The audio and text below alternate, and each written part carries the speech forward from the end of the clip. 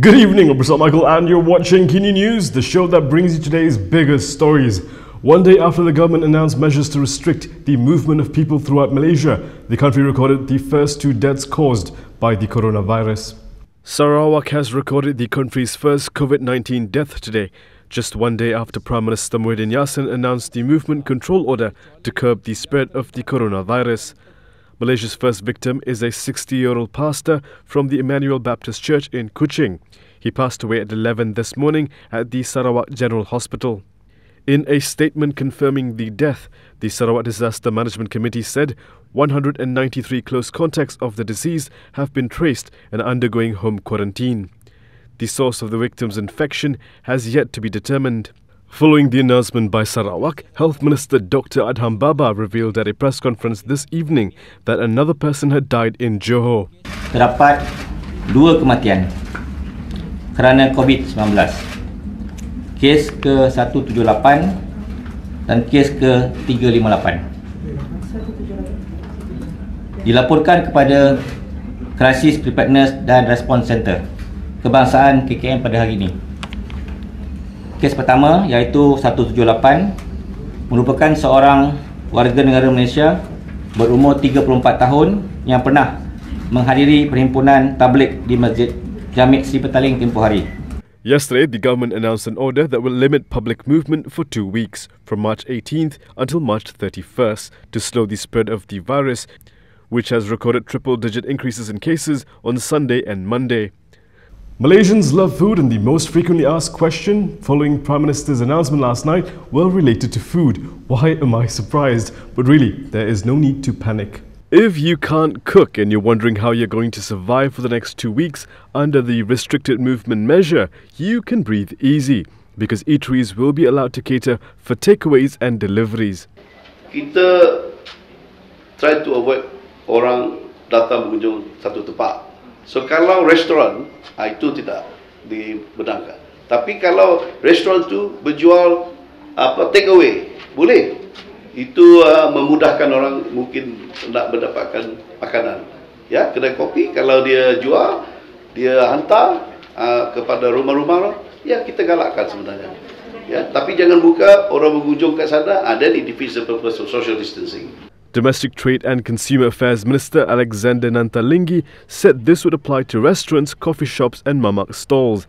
However, shopping malls, bazaars, pasar malam and roadside stalls which are not selling essential goods will have to close for the next 2 weeks. Kalau tidak perlu, jangan kita pergi merayau-rayau ataupun seperti biasa. Kita seharusnya buat social distancing. Commenting on the issue of panic buying, Alexander said there is sufficient supply of goods. We are confident and we know through our information that we have enough. But the problem is, if panic buying happens, then the problem will be, of course, it can cause a lot of problem because everybody rush for it. Yeah. Then the distribution, we have to do also distribution. So that is why we are seeking cooperation from everyone. Yeah, if we don't do panic buying, we can solve a lot of problems. I know some of you are probably wondering what you can do in the next 2 weeks, especially if you're on unpaid leave. If you're thinking this would be the best time to balik kampung or go on that local holiday finally, well, I have some bad news for you. With the restricted movement order in place, infectious diseases expert Dr Adiba Kamarul Zaman has a message for Malaysians. And it's as simple as stay where you are.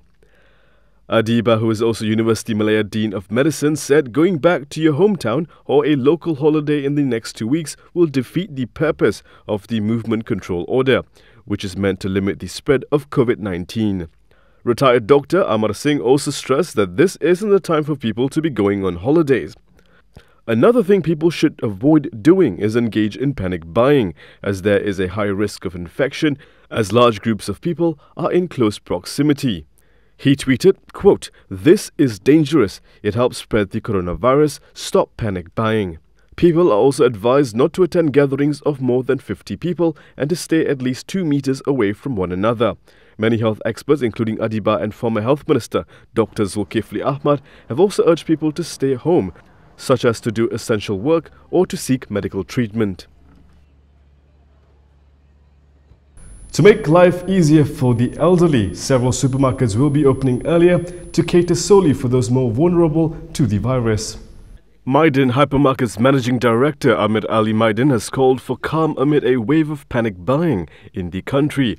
He said that their suppliers have assured that there will be enough supply for essential goods to meet requirements, and added that senior citizens and disabled people can access Maiden stores half an hour earlier at 7:30 a.m. starting tomorrow.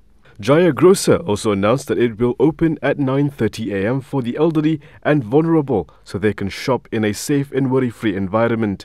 Meanwhile, e-hailing and food delivery service provider Grab has announced that its services will continue to operate throughout the restricted movement order. There was an increase in panic buying yesterday amid fears that the government would issue a lockdown to curb the spread of Covid-19. The government has assured that there will be adequate supply of food items and daily essentials. Supermarkets, other essential services and retailers will also remain open. With the announcement that Malaysians will be barred from travelling abroad, many have questioned what would happen to Malaysians who commute daily to Singapore from Johor. We finally have some answers. Malaysians who commute daily to Singapore for work will not be allowed to do so beginning tomorrow until March 31st under the movement control order announced by the Prime Minister yesterday. This was confirmed by the Immigration Director General Khairul Zaimi Daud in a brief WhatsApp message to Malaysia Kini. His response puts an end to questions raised by Malaysians who are based in Johor and travel daily to Singapore for work. Yesterday, Prime Minister Muhyiddin Yassin announced the implementation of a movement control order, which includes Malaysians being banned from travelling abroad in an attempt to contain the COVID-19 outbreak. While Malaysians are banned from travelling abroad, those who return to the country will have to undergo health screenings. Meanwhile, in Singapore, it's not all bad news. Singapore government agencies and trade associations are ready to help the country's employers to provide temporary accommodation in the Republic for their Malaysian workers. Quoting the Republic's Minister of Trade and Industry Chan Chung Sin, the Straits Times reported that employers of Malaysian workers who need to put up their staff in temporary accommodations can get the help from government agencies and trade associations.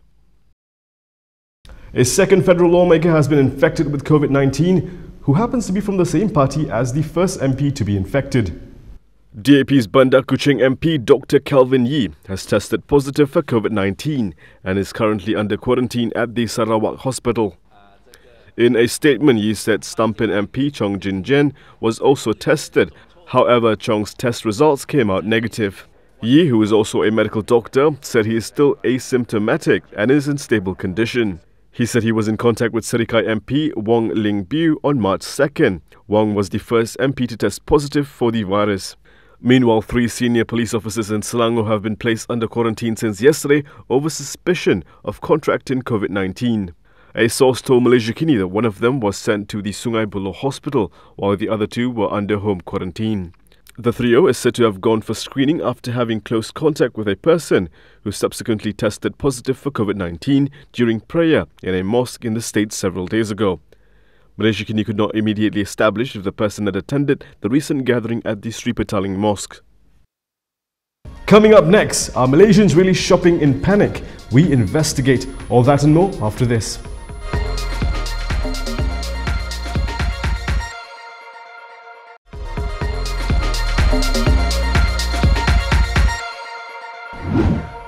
This next story is brought to you by Blue Air. Forget panic at the disco. Here in Malaysia, it's more like panic at Tesco. We sent our reporters to several popular supermarkets to see what the fuss is really about. Hi, I'm Daniel Anthony.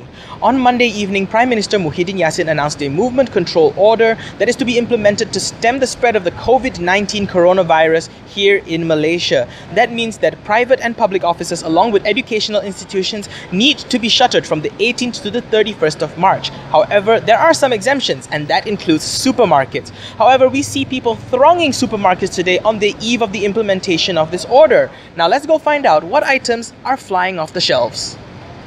It is just 10:30 a.m. on a Tuesday morning, and more than 100 customers have already gathered at this supermarket in Kuchai Lama. Within half an hour, racks were being emptied out in supermarkets and grocery stores alike. Noodles, pasta, rice and canned food have flown off the shelves. Even the toilet paper has disappeared. At the butcher, there was barely any chicken, fish and beef left. The only thing in abundance were people with packed trolleys squeezing their way to the checkout counters. Based on what I know of this COVID-19, I think it is transmitted by saliva basically, so I don't see this a problem unless I'm not hygienic lah. Yeah. Keperluan rumah pun semua dah ada kan, dah cukup. Just kita tambah-tambah je lah apa yang perlu. Betul lah, terkejut jugalah kan dengan ada apa macam tak bagi keluar apa semua kan. Bagus jugalah. Untuk ni buat persediaan awal jugalah lebih kurang. Well, the virus is there. Consider massive. Yeah, but I believe in trusting God lah.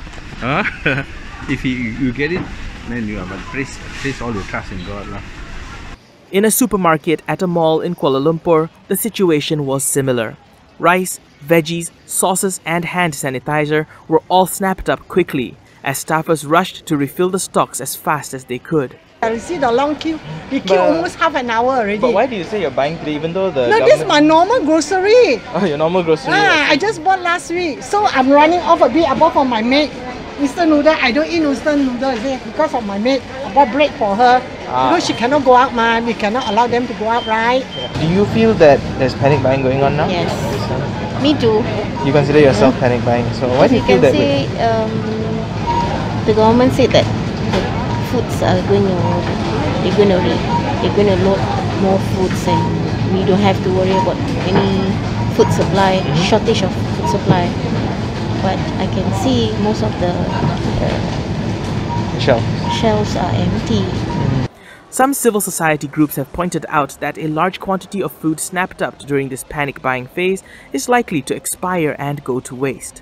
It could cause restlessness and make it increasingly difficult for the poor, elderly and disabled to obtain their own supplies. The government authorities have assured that our domestic food supply is sufficient and there is no need to panic. Mandy Yap, Daniel Anthony, Shazwana Amir reporting for KiniTV. China, where the coronavirus originated from, is now on the receiving end of new cases. China reported on Tuesday another rise in confirmed coronavirus cases from abroad. The National Health Commission said mainland China had 21 new confirmed cases on Monday, up from 16 a day earlier. Of the new cases, 20 involved infected travelers arriving in China from overseas. There was only one case of locally transmitted infection on Monday in Wuhan. Beijing accounted for 9 of the imported new cases and Shanghai had 3, while 6 other provinces also reported new infections, bringing the total number of imported cases in mainland China so far to 143. The Beijing Capital International Airport has cordoned off a special zone for all international flights, with all disembarking passengers required to take health checkups. Transit passengers will be sent to their connecting flights, while non-transit passengers will be shuttled to a nearby processing venue from which they will be sent to designated places for compulsory 14-day quarantines. The global tally of confirmed cases has exceeded 170,000, with China now accounting for less than half of the cases. The overall number of infections in mainland China stood at around 80,000 as of Monday. And that is all from me today. For more stories, you can go to KiniTV.com. You can also follow us on Instagram, Twitter, YouTube and Facebook for the latest news updates. I'll see you again tomorrow, same time, same place. I'm Prasad Michael. Thank you for watching.